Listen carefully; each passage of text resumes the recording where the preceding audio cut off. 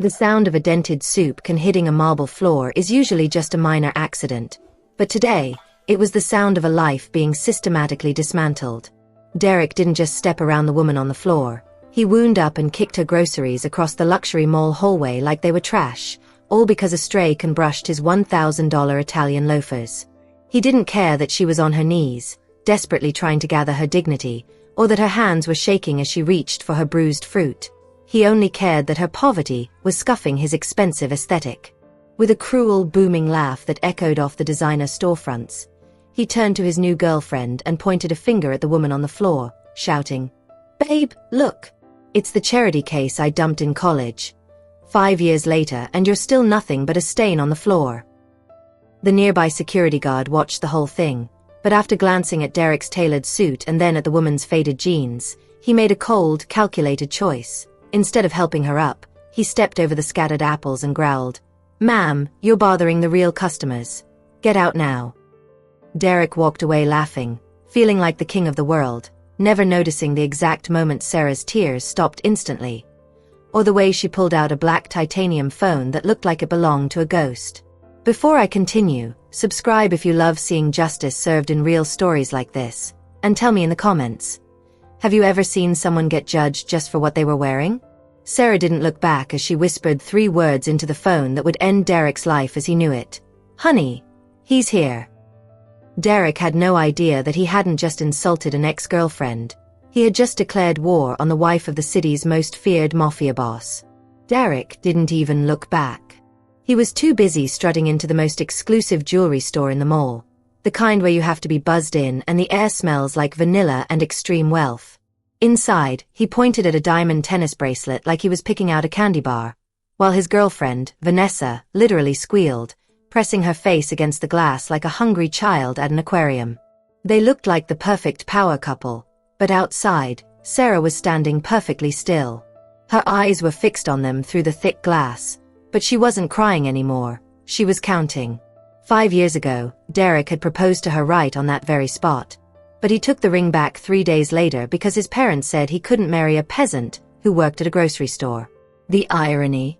As she watched him drop a gold rope bag into Vanessa's hand, Sarah's phone buzzed with a text that simply read, 3 minutes. East entrance. Derek walked out of the store, spotted Sarah still standing there, and his face twisted into a mask of pure disgust. "Are you stalking me now?" he hissed, stepping so close she could smell the same cologne he'd worn the day he broke her heart. He snatched her grocery bag, the one she'd just spent 10 minutes refilling, and walked 3 steps to a trash can, dumping her food inside with a hollow thud.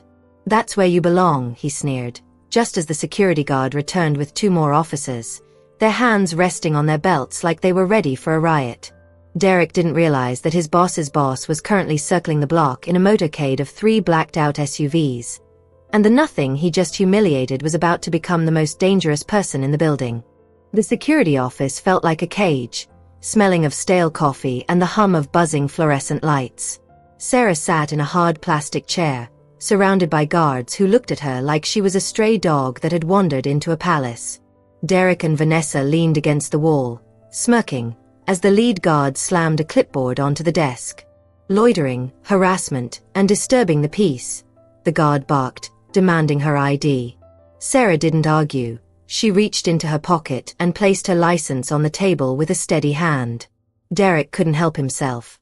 He started performing for the room, telling the guards how Sarah had been obsessed with him since college and how he'd almost taken out a restraining order. Vanessa was right there with him, her phone out, live-streaming the whole arrest to her followers with a caption about how poor people feel entitled to a rich man's time. But the room went dead silent when the guard scanned Sarah's ID into the system. His eyes widened, his jaw literally dropped, and he looked from the screen to Sarah, then back to the screen. Suddenly, his radio crackled with a frantic, high-pitched voice. "Is she still there? Do not let her leave.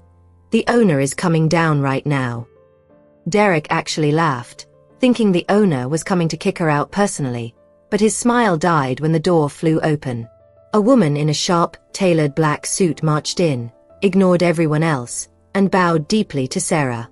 "Mrs. Chun, I am so incredibly sorry. Your husband's escort is waiting at the VIP entrance." The heir left the room.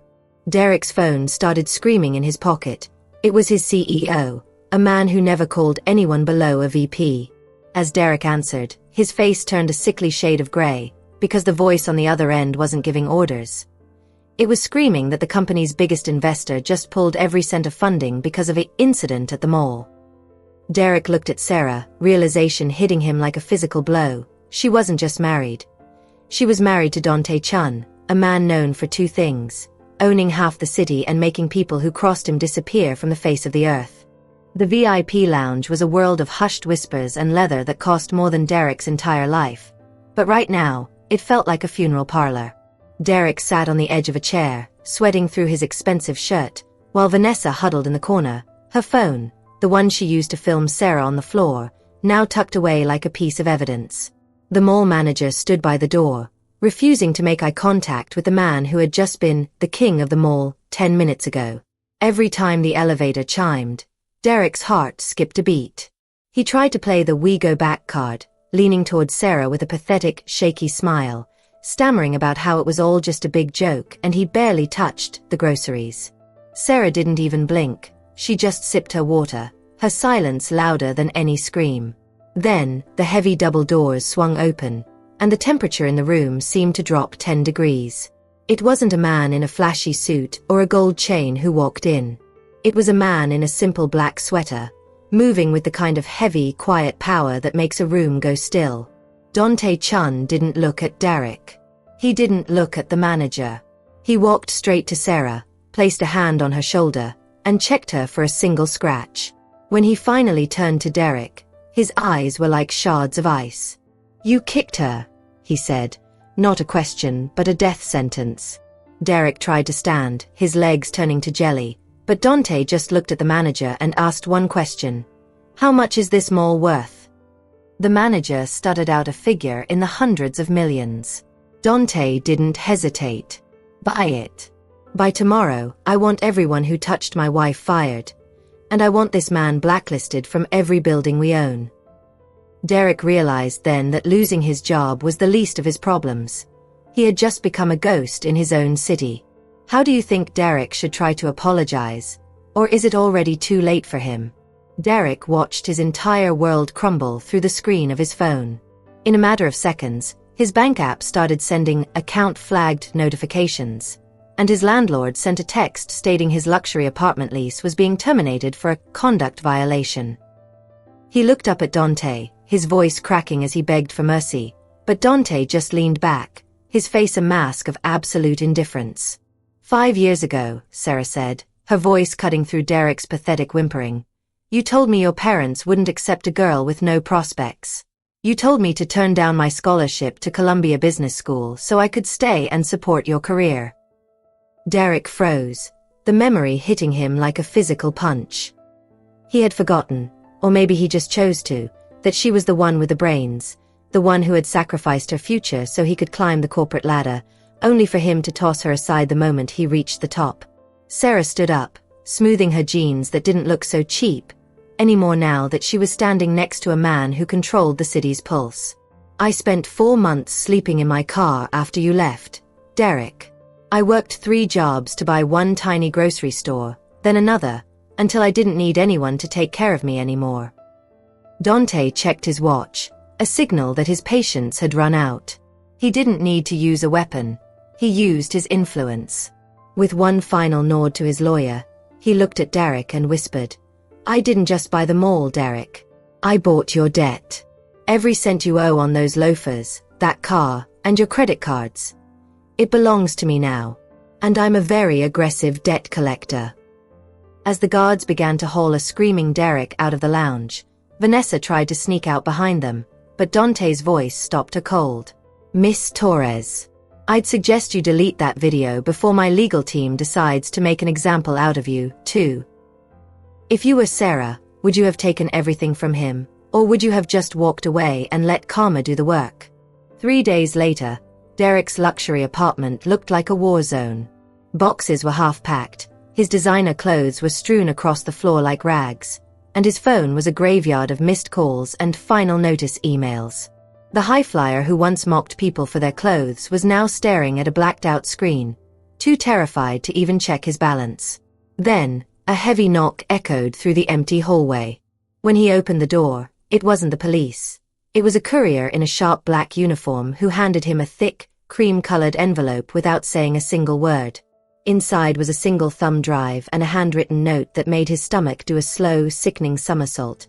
"You have 48 hours to make this right, or I make your disappearance permanent."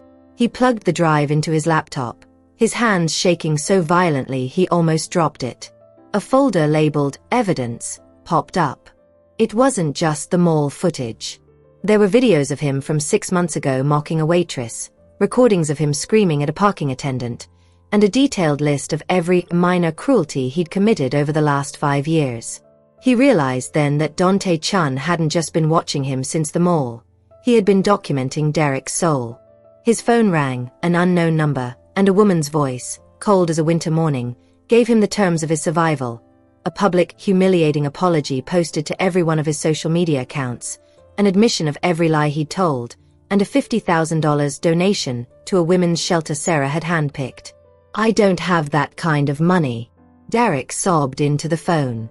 The woman didn't skip a beat. "Then I suggest you start selling those Italian loafers you love so much. The clock is ticking, Derek, and Mr. Chun doesn't like it when people are late." Do you think a public apology is enough to change a person like Derek, or is he just sorry because he got caught?